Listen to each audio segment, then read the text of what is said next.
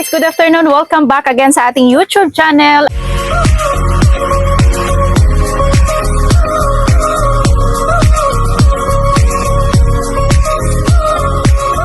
Ayan, good afternoon everyone! Plant update tayo dito sa ating garden. Ayan, medyo parang palang hapon yung ating vlog. Kasi mainit dito na area guys. Ayan, sa ngayon, eto na po sila. Anong isang araw nga pala nag-propagate ako nitong aking William C.I. etong pot top cut. Kinunan ko siya ng 1 leafer, which is this one guys. Ito yung nakat ko. Ito siya. So, gawin ko siyang mother. So, wait tayo ng 2 to 3 weeks para meron na naman tayong available na William C.I. soon. Abangan nyo po sa susunod natin na vlog. Plant sale dito sa ating YouTube channel guys. Madami din tayong i-release.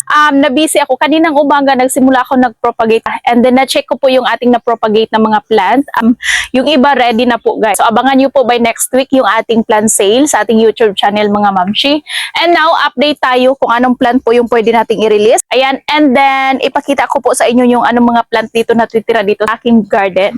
And dito na side, marami akong mga propagation dyan. Dyan po yung mga ibang stable ko ng mga plant. And dito naman yung mga malalaki.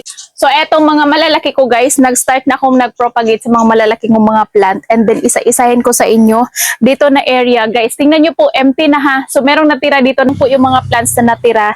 And then, dito na side, ayan, nag-arrange naman ako guys dito na side. Lahat po yan. Okay, as you can see, dito na side guys, ayan, eto doon na side, dito na linya, lahat po yan ang mga huma aromatica. Meron na mix po dyan yung mga Aurea, meron akong huma na Aurea. Ayan, niline up ko po siya dito. And then nung isang araw, nag-propagate ako, kinat ko yung top cut ko na na William C.I. So ngayon, medyo okay na siya. Kahapon, medyo matamlay tong new leaf niya. Ngayon, okay naman siya. So, yung kinuha ko nga pala na cut, eto po siya. So, nilagay ko siya sa malaking pot. So, gawin ko siyang mother. And actually guys, dalawa na po yung mother ko dito. This one, meron na po siyang shoot. Ayan, napakaganda ng shoot guys. Ang ganda ng shoot nito. So, hindi ko siya i-cut. So, wait tayo ng siguro mga 2 to 3 weeks saka tayo makakuha ng babies ito. Madali lang to guys. Actually, akala ko nga nung first na propagation ko nito, medyo matagal siya magbigay. Pero, naglagay ako ng day, nag-monitor ako kung mga ilang days siya magbigay ng shoot. 2 to 3 weeks, meron na po siyang shoot. So, once meron na siyang shoot, tuloy-tuloy na po yan. Nung dalawa ko nga pala na William C.I. nung na-flex ko ng last vlog, si Patuan sa Patu, sold na po yun guys. Napakaswerte na nakabili nun kasi mura lang po namin binigay yun. Okay, and then meron akong good news sa nagtatanong pala ng ating Monstera. Guys, meron akong na-propagate but this one guys is medyo mataas siya ang kunti ng presyo sa ating Monstera na albo. This one is Monstera na green on green. Ang mahal ngayon sa market guys, 8,000 dalawang dahon, 8,000. So, meron ako na propagate top cut, mid cut, at saka yung mother. So, meron tayong tatlo na. So, yung mother, meron na po siyang shoot. And then, not for sale pa po siya kasi yung i-release ko guys, yung mid cut ko lang siguro i-release. And then, yung mother at saka yung top cut, not for sale po siya. And sa nagtatanong pala, meron pa ba tayong available na Borsi Albo? Guys, not for sale pa po siya. Ayan, kakasolpot pa lang po ng I don't know if for sale ko po this coming plant sale natin sa next week. Ayan guys, baka tingnan natin kung kaya nating i-release. Kasi nagbalak akong i-keep ko siya and then eto yung mother. Ito yung mother nung na-flex ko ng mga Borsi Albo nung nakaraang vlog ko. Lahat dun, siguro mga 3 ba yung pots or mga 4 ba yun na sold lahat. Actually guys, sold lahat. And ang dami pang naghahanap ng Borsi Albo. And then wala na akong available. So, baka sa susunod natin na vlog, baka meron tayong then tingnan natin sa in-ICU ko, baka meron na tayong makuhaan doon ng mga available na plant. And then dito naman na side, guys, madami tayong for release siguro sa susunod na vlog. Okay, eto guys, napakaganda. This one is the angel wing. Madami akong available. Guys, abangan nyo po kasi mag-release tayo ng mga sobrang budget meal. Siguro mga Milano, meron na tayong ma-release soon. Actually guys, medyo maliit pa pero tingnan natin, baka ready na po silang mai-release. Meron na tayong, actually meron akong PPP. Naghanap ng PPP guys, ayan Actually guys, nung, eto mother to siya, mother ba to? Hindi ko alam ha, nakalimutan ko. And then medyo nawala yung kanyang variegation. Meron naman, hindi naman totally like nawala, mga splash lang. And then yung new leaf niya, bumalik yung VAR. So good news tayo dyan. And then guys, meron akong good news pala sa inyo. Meron akong yung aking Anthurium folias na pink series. Meron na siyang, nakakuha na ako ng seeds. Napakaganda ng mga seeds guys. Ayan o. Ito yung ano ko na pink series. Ayan, napakaganda. Ganyan po yung kulay niya. Guys, ang laki niya ha. Ayan, napakalaki. Sobrang laki. O, di ba? Malaki ba sa akin? Nakakuha na ako ng seeds, guys. Napakaganda ng VAR nila. And then, meron pa naman akong coming soon na i-harvest. Ayan, nag-red na po yung kanilang seeds. And then, guess what? Ang ganda ng babies. Wait, ipakita ko sa inyo. Napakaganda ng babies. Lahat to, nilagyan ko ng mga tag para malaman ko kung anong variety po sila. Ayan po yung mga babies. Ibakam ko siya guys para mas kita nyo. Ayan guys, ito na po sila. Napakaganda. Ito mga pink series to. Ayan, ang ganda ng variegation guys. And then, nilagyan ko ito ng mga tag para malaman ko kung anong variety po ito. Pero lahat na nilagyan ko ng tape na green, lahat po yan mga pink series. Dito lang na side guys. Ayan, dito na side mga pink series po yan. Napakaganda. Lahat dito ha, tingnan nyo po yung mga variegation. Napakaganda. Ayan guys, sobrang ganda. Lahat dyan. Ayan, may mga VAR po yan. Pag babies pa po sila, ang makita nyo po mga variegation is parang white na parang yellow. Pero pag ano siya guys, magbibigay na siya ng mga 3 to 4 leaves. Ayan, lalabas na yung mga kulay. Lalo na't mainitan. Dito kasi pag ganitong size, hindi ko sila pinapainitan kasi sensitive po sila, like maarawan, malulusaw. Kasi mostly mga heavy bar yung andito. Grabe guys, sobrang ganda. Ayan, sobrang ganda ha. Eto guys, lahat to mga pink series yung tatlong tray. Siguro mga 100 pots to. Sobrang dami and nandun pa sa likod. Ayan, yung sa likod, hindi gaano kaganda yung VAR. Alam nyo guys, kahit gaano pa kaganda ng inyong mga foliage, mother, pag nagbibigay sila ng seeds, hindi talaga lahat na mga heavy bar. Meron talagang mga late bloomer. Minsan mga splash lang. Pero guys, huwag kayo mag-alala guys ha, kasi pag medyo malaki-laki sila doon, lalabas yung magandang kulay nila. Eto, ang ganda ng aking strawberry shake guys. Ayan, napakaganda na aking strawberry shake. Ito yung new leaf niya. This one guys is not for sale kasi mother to. Napuruhan ko siya ng kakapropagate ko and then sobrang mura ngayon sa market ng ano. Palakihin ko muna to kunti and then baka meron akong ma-release. Meron kasi akong nakat na strawberry shake. Pero ewan ko kung nag-shoot na ba siya. So, ito pala siya guys ha, yung Monstera. Ito si Top Cut na green on green. Not for sale po siya. So, yung for sale ko is ito lang po yung mid cut. Hintayin ko po siya pag meron na siyang shoot. Ito yung mother. Maganda din po yung VAR ng mother. Ayan guys ha, malaki na po yung shoot niya. And then yung mycans ko guys. Ayan, update sa aking mycans. Napakaganda. Dati naging revert to mycans. Pero yung kanyang stroke guys, meron nag-stripe dyan. Variegated naman yung stroke. Half po niyan is VAR and half po niyan is green. So, yung mga dahon na binigay nyo nung una, dito siya tumubo sa gilid, kaya naging green. And then, nung inalagaan ko na siya, nilagyan ko na siya ng pool, so tuloy-tuloy, ayan. So, parang nag-pool mo na parang pa-pink. Kasi, nung nabili ko to, tricolor po ito, na parang pa-pink and pa-aurea. So, ngayon tuloy-tuloy po siya.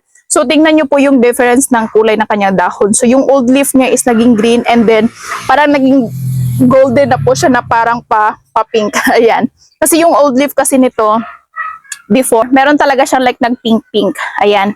And then, meron akong ka-Imperia dito na orange marble. Ayan. Kakaseparate ko lang siya sa bagong pot. Kasi, nung nilagyan ko nito before, sobrang liit ng pot. Nilagyan ko siya ng moss. And then, ngayon, okay na siya. So, ayan, nilipat ko siya. Tingnan natin kung mai-release natin by sa, sa plant sale natin.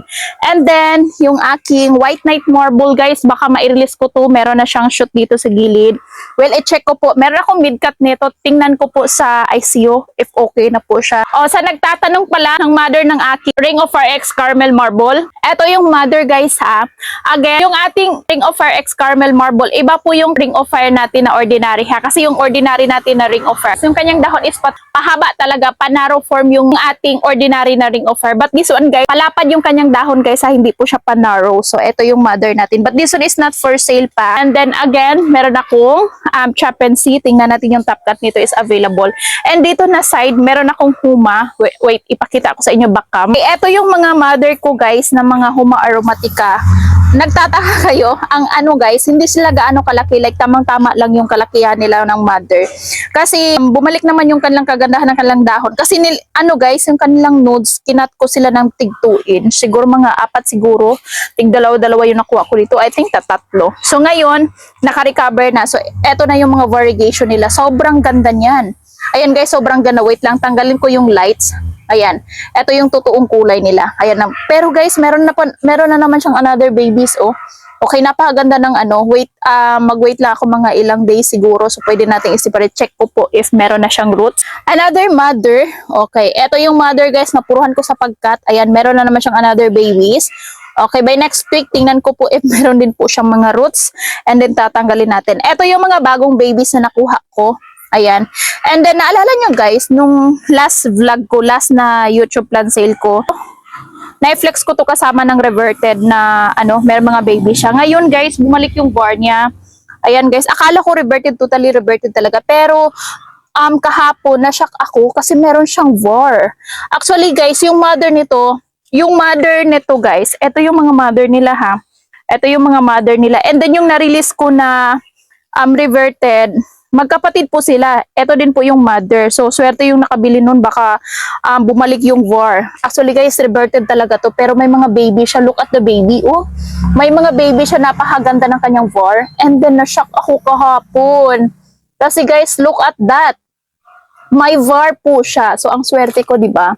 And this one also. Ayan. Ito yung old leaf niya. This one, guys, is na-sold na po to. Ayan, ito yung old leaf niya, may mga var. Second, third, fourth, hanggang sa umabot sa 5, may splash bar. And then guys, ito yung new leaf, napakaganda. Ang swerte. Kasi binenta ko to sobrang mura. Mga 850 ko lang to nabenta guys. Sobrang swerte nito sa nakabili. And then more babies. Ayan, ito yung mga babies na huma-aromatica guys, ang ganda. Abangan nyo po sa ating plan sale. And then dito na side, madami. And then, guys, kapag nag-release ako ng mga plant na sobrang mura, i-grab nyo agad. Huwag kayong dadalawang isip na bilhin kasi kapag mag-release ako ng mga premium, mga plant guys, i-grab nyo no kasi napakamura nung bigay ko. And then ito na yung update siya guys, tingnan nyo. Ayan, napakaganda. O di ba? Parang wala lang, parang hindi ko siya nakat. Ayan, di ba? Okay. And then yung aking fry deck na nabugbog nung nakaraan nung last pa. Tingnan nyo guys, ito yung new leaf niya. Ayan, napakaganda. Yan po yung new leaf niya. Tingnan nyo po. Ito yung sinasabi ko sa inyo na bugbog. And then, bumawi naman po siya sa kanyang new leaf. Ayan. And then, eto guys, so nabugbog. Asa na ba yung isa? Eto, nabugbog. Mas lalo siyang nabugbog. Buti na lang nilagyan ko siya ng tali, 2. Pero, okay naman yung kanyang dahon. Di naman siya na parang dito lang sa kanyang katawan nasaktan siya. Pero yung dahon, okay naman. Di naman siya nag-yellowish. Pero guys, ayan, ang ganda. Nabili ko to ng mga 2 dahon lang. Actually, maliit-liit yung dahon niya and then namatay. And then, yun, naman siya, bumawi naman siya sa mga dahon niya, napakaganda. Guys, not for sale pa po ito ha. Ang dami kasing nagtatanong kung for sale na ba si ating fried deck guys. Again, not for sale pa po si fried deck. Hintayin nyo lang yung aking king marble. Oh, sa gustong guys, eto, open for sale din po ito. Nung dati, hinuhold ko po ito. Sabi ko sa last vlog ko, hindi ko siya ibenta kasi gawin ko siyang mother. But since medyo natagalan ako. But if you want guys, interested kayo nito. Sobrang laki na to ha. Okay, ito yung pinaka biggest leaf niya. Ayan. Pero guys, look at the var. Sobrang ganda yan ha. This one is the king marble. Hindi po ito yung ordinary natin na pink princess. Ito guys is king marble po ito. Meron akong galaxy na mas magandang var. Pero kaka-recover lang po niya. Ito po siya. Okay, this one is not for sale pa po ito. Yung for sale lang po natin na PPP King Marble. This one guys, available to. Abangan nyo po sa pwede kayong mag-inquire kung magkanong presyo nito. Available, open natin for sale sa next natin na vlog. Okay, ayan guys ha. Ito yung new leaf niya ha. Tingnan nyo guys ha. Okay, pag tiningnan nyo po sa kanyang new leaf, parang lang siya, parang limit yung kanyang variegation. But look at the back side guys. Ayan, ang ganda. O, diba? Oh, look at the variegation guys sa kanyang likod. Sobrang ganda. Yun yung ibang dahon niya dito, medyo malimit siya magbigay ng variegation. But look at the back side guys, sobrang ganda. Lalo na to oh. Ayan, lalo na to guys, sobrang ganda. Grabe ang ganda, di ba? Meron na tayong mai-release na Rubicon guys, napakaganda. Alam niyo per leaf nito, siguro bumaba na siguro. Dati naging Ang mahal pa nito before, bumaba pa ng 600 per leaf. Ngayon guys, sobrang mura. I-release natin sa next natin na ibagsak lang natin yung presyo ng ating mga plant. Ayan guys, so update lang po ako dito ha. So ano lang to guys, short video lang po ito. Ito po yung update. Medyo kakaunti lang po natira dito, but we're checking po later sa ating ICU if okay na po ba yung ating mga plant. Medyo madami-dami pa guys. Look at that. Ang ganda. Lalo na yung sa likod. Madami pa dyan guys. Madami pa tayong na-propa. Ayan, as you can see. And then dito na side, empty. Pero meron ako nilagay dyan na 4. And dito, punong-puno po yan dito na Huma Aromatica. Sa gustong mag-avail, mag-for sale tayo ng Huma Aromatica sa next natin na plant sale guys. Abangan nyo. And then yung Monstera natin, yung Monstera natin guys, ayan. And then sa nagtatanong ng ating mga late bloomer guys, madami pa tayong available na mga late bloomer. Tig 100 pesos each. Meaning guys, sa nagtatanong ko ano po yung late bloomer. Yung late bloomer natin, minsan may mga splash bar sila, minsan wala. Pero yung mga late bloomer natin, ibig sabihin late po sila nagbibigay ng kanilang variegation. Magbibigay sila ng variegation kapag nasa medium to large size na po sila. Kaya tinatawag silang late bloomer. Kapag premium naman po, galing sila sa baby, magandang bar hanggang sa lumaki sila, consistent po yung kanilang variegation. Kaya minsan talaga guys, kahit gaano pa kaganda ng variegation sa iyong mother, mga Anthurium-Fulis, meron talagang lalabas na mga late bloomer. So wag niyong itapon guys, yung mga minsan talaga sa mga ibang gardener o nagsisimula pa lang mag-collect ng mga plant, itatapon nila yung mga late bloomer. Guys, nagkakamali po kayo. Wag niyo pong itapon yung mga late bloomer kasi minsan yung mga late bloomer, yun po yung iba, minsan yan po yung pinaka magandang magbigay ng mga variegation. Sa akin nga, before, tinatapon ko yung mga late bloomer kasi hindi ko nagustuhan. And then, nung kinikip ko sila, kasi